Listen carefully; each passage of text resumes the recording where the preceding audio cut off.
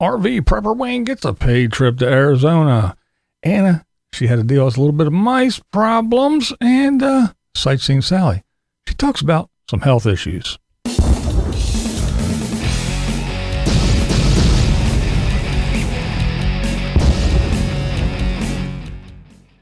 Well, let's start with Andy from Overland Interiors. He is at Chrome. That's right. Vancity Vanlife. He's at Chrome's shop now. Anybody that comes around for the Thirsty Thursday live streams, they might have seen the name Overland Interiors in there. He does show up every once in a while and contributes to the chat and whatnot. Andy is the guy who did all the builds, all the wooden stuff, all the interior for Chrome's van, the one that he lives in.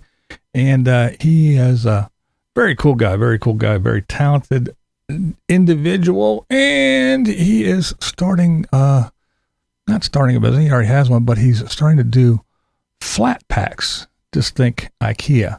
Now, he did work for IKEA for a while, and he is taking that knowledge and he's making van builds. He's getting measurements for different kinds of vans and everything. He's actually there now to do the AMBO. But yeah, he's going to do these flat packs, so you too can just order these things and, get them for your van as well. But I also started taking all my designs and creating flat pack versions Very cool. of my product. So it's more of a generic product, but I also have part of my history. I have 20 years of experience of working for IKEA. So I'm going to take some of the knowledge that I have from the IKEA, learning how to create flat pack, doing all this custom work that I did for 2.5, 3 years. So now I'm going to... That's a good marriage together, though. That whole little ease and do it yourself, open the box, read the instructions, put it together, but yet have all that custom side of what a van build should be. Yeah. Yep. Very cool idea, actually. And the thing is, too, that you don't get the press board, the particle board, the garbage wood, the stuff. Andy uses good quality wood. And so, yeah, he will be incorporating that into his flat pack designs. And so I'll leave a link to his webpage. He does have a YouTube channel. He doesn't have any content on it yet, but he does have a webpage. I'll leave a link to that below. But here's what I think. So nomads that want to do a van build, that want to live in vans and stuff, yes, the ones that have money, not the ones that are out there crying the blues and holding their hand out. You got to have some money because these things are not going to be free. But here's the thing. You get a quality product, a quality build, look, Chrome beat the shit. He bounces through the back country and does all kinds of shit. He is not easy on his stuff. He's had that thing for, don't quote me on this, 3-4 years now. And it's held up. And he's done modifications and did some other things as it went along. But here's the thing. You build it, you put it in. So if anything does go wrong, a wiring issue or whatever, you know how the shit went together, so you can take it apart and get to whatever behind there or whatever. Any kind of issues, you don't need to go, oh man, well, I went to this carpenter did it and he put it in and he did it in and I don't, you put it together so you know how it went, even if you didn't build it, yourself from scratch. And you don't need anybody to tell you where things are or how it went. I think it's a really good idea. And he's a good guy. So, again, I'll leave a link below for any of you nomads out there that are thinking about, hey, I don't have all the know-how. I know how to put shit together, but I'm not a woodworker, and I don't want to go out and just buy some rando shit and just slap some, Walmart plastic thing or some particle board piece of shit from somewhere and have it bounce apart and fall apart and drawer pulls fall off and all that bullshit. So yeah, if you are thinking of the van dwelling thing, or if you are a van dweller now and you're like, I'd really like some upgrades and you like the way Chrome shit looks, go over and check out Andy at Overland Interiors. Good stuff. Good stuff. All right, now we got Anna from Anna's Adventures. I call her Dimples, and she had some visitors in her van. RV, excuse You'll me. be gone tomorrow. You'll be back. You'll be back home with your family. Oh, look at him. Sorry, buddy. Are you Mickey or are you Minnie? Are you Mickey or Minnie? Well, it turns out she had both. She had Mickey and Minnie. She had a little family move in into her one drawer, and they were chewing on her spatulas and all kinds of shit. So yeah, she got some humane traps, and she caught them, and she set them free, and then she left, and she head on out to Joshua Tree. So go over and check out Anna from Anna's Adventures. Always a good time. Her and Roxy are out there living the dream. Sightseeing Sally. That's right. Good old Sightseeing Sally. She was right back there where Seymour is. That's right. Right over there. She was sat in that chair. I hung out with her for a day, me and Mrs. Views. But yeah, she, a while back, I don't know if you remember, but I talked about her. She had some issues where the doc said you got heart disease and you got to go get this test and that test. But of course, like our great healthcare system here, you need to get these tests done. Well, we can get you in 3 months. It's so urgent. You need to get it done in 3 months. Well, anyway, she got tired of waiting. So she said, look, I'm going. They had a big snowstorm. So a lot of people canceled and they said, we can get you in. So she was tired of it and I'm going. And she got a bunch of tests done and she found some things out. She sure did. These lovely looking things are compression hose. And guess who has to wear them now? Yep, me. I'm going to have to wear compression stockings. Because what I found out from that tilt table test is that my body does this really weird thing where it causes my blood pressure to drop significantly. So if you want to hear everything that she found out, she had several tests done. So yeah, it's, I guess, pretty good news. Not as bad as it could have been. She doesn't have to have any kind of wild surgeries and stents and all that stuff or bypasses or anything like that. But yeah, she talks about all kinds of things and she gives some perspective and some ideas for you ladies, because she says, well, Marty had some heart issues as well. And she said, I just know from watching Marty, because I'm not a male, I'm a female, so I can only tell you from the female perspective. But yeah, it's pretty good stuff, pretty interesting. And she's a young lady, a healthy, fit lady. She's very trim, very, very pretty and petite. And she's very active. So you wonder if a young lady like that is active, can have issues. As we start getting older and older, we got to think about these things too. So go over and check out Sightseeing Sally. All right, now let's talk about that little troll, that little gremlin, that little, I want it now. Let's talk about the Tater, the throw it on the ground. That's right. Let's talk about that moron for a bit. Shall we? Yeah. All right. So just found out that Tater says that he pays $300 a month for propane to heat his little shack, that little Mickey collection.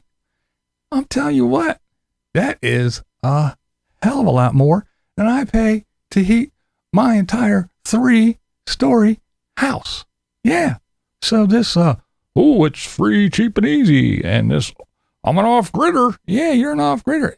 Whoa, dude, man, that is a lot of money for in Arizona, in a desert state, to pay for heat and to heat one little blue shack. I don't know, man. I live here in the Northeast. We get winters. We know it gets cold, and I don't pay nowhere near that much to heat, again, my entire house.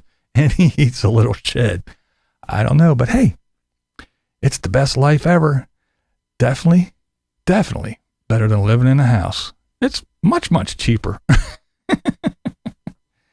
Whatever, dude. What the fuck ever.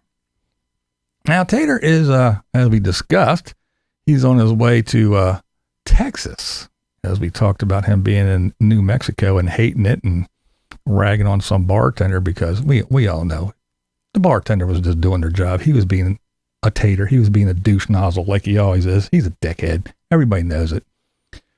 So, but the thing is he's an Arizona resident. Yeah, a resident.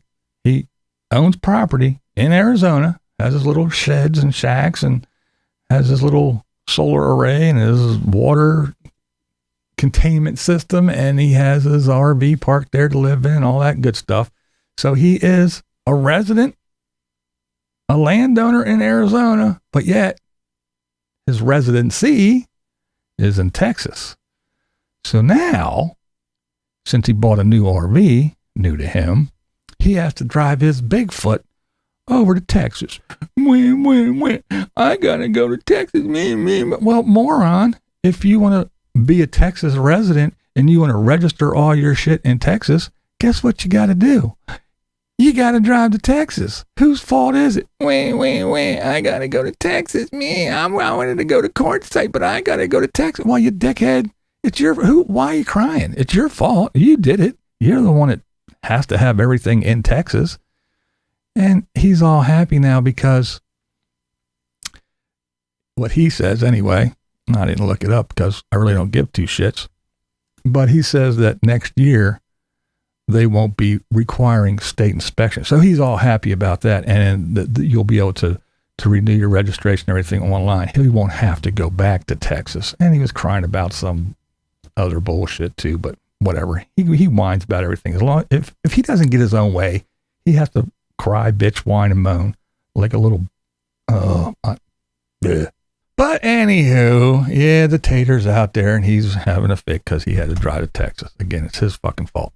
But see, when he said that shit about, no state inspection, I despise states that don't have state inspection for their vehicles. I know. The government, and we should be free to travel, and I'm a sovereign citizen. Yeah, stick that shit up your ass, too.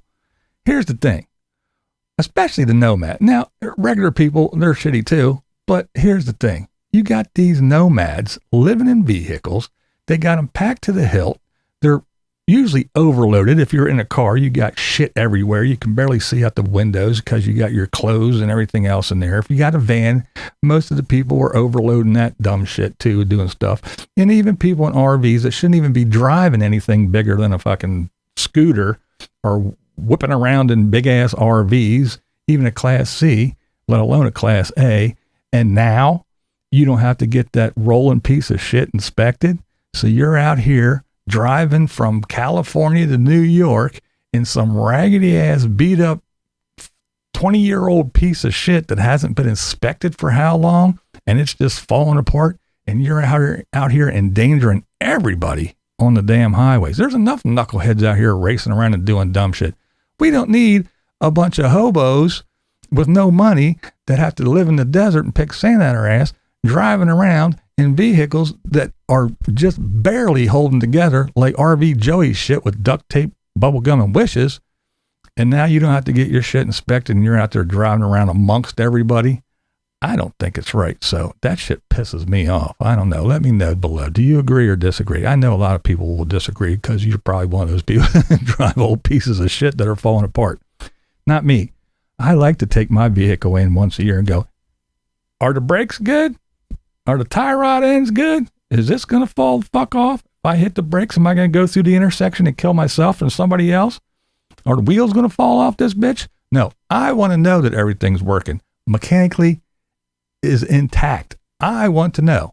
So if I got to pay a couple bucks every year to get a little sticker stuck on the window and some guy to walk around and look at everything and make sure it's okie dokie, that's fine with me. I'd rather do that than be out here because we watch these nomads, don't we? We see how some of these raggedy ass things are just barely holding together. We see the people that work on them and go, yeah, that's good. You got some gum in your here. Chew that up. Blow a bubble. Give it here. Yep. Now it's fixed. Yeah. No. I would rather have a state inspection, but that's just me. Now we got Tater. Guess what? Good news for Tater. He's getting the solar system installed. Yes, he is. He is getting it installed. And he's got Wayne. He's paying big bucks to get Wayne in here from Florida to Arizona, and he's probably going to pay Wayne, a couple bucks and maybe a burg and a slice of pizza and a Bud Light to put his solar system in, because we know Tater, he is mechanically inept. He don't know how to do shit. But here's the thing.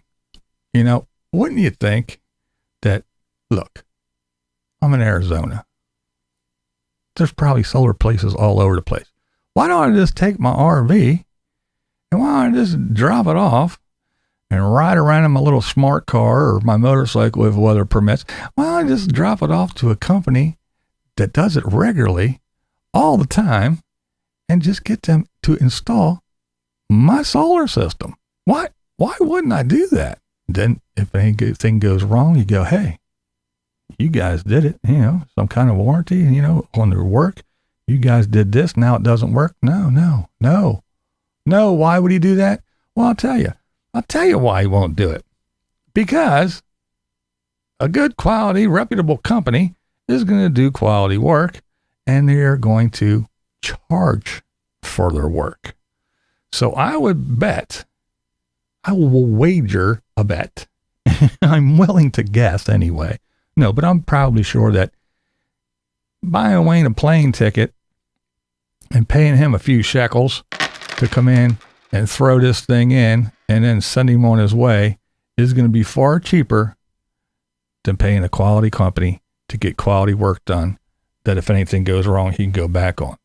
But now he has some content. See, he can film Wayne, and then he can, if anything goes wrong, he can bitch and scream and holler at Wayne and have one less fucking friend, because we know how Tater is. He, on film, he's the happiest guy he's ever been, but off film, yeah, he's a mess. He's beating his head against the wall. He's turning beet red and slamming shit, and he's going off the deep end about everything. So yeah, he's going to do it the hard way, the dumb way. He won't do anything the right way. But then again, he's Tater, so if he would go into one of these places, I'm sure it'd piss them off, and they'd be like a McDonald's worker and spitting in his food, the equivalent of that. But there you go. That's about what's going on with the Tater so far. We shall see what happens, so be on the lookout. I'll let you know what's going on when he actually posts when Wayne gets here and what's happening. And he's, of course, it's freezing in Arizona. It happens. It's cold. It's cold. Yeah, well, it's cold. It's cold. It's windy. There's storms. It's that time of year, buddy. Guess what it is? Guess what? It's January. Yeah, it's winter. It's going to get cold, even in the desert, even in your property, 7,000 feet. And from what I hear, the nomads buzzing about, that even in Quartzsite, they're getting a little bit of windstorms, and it's getting cold, and it isn't the old, you stupid people living in houses, you should be out here in the desert in Quartzsite in the wintertime where it's nice and sunny and in the 70s every day. Yeah, they're out there freezing their nuts off too, so it ain't no better out there. They're having to rough it, and some of those folks that just ain't got literally a pot to piss in are going to have a tough time of it. But hey, you don't have to agree with me. That's never the point here. The point is, this is BlindViews, and that's how I see it. What we do here is go back.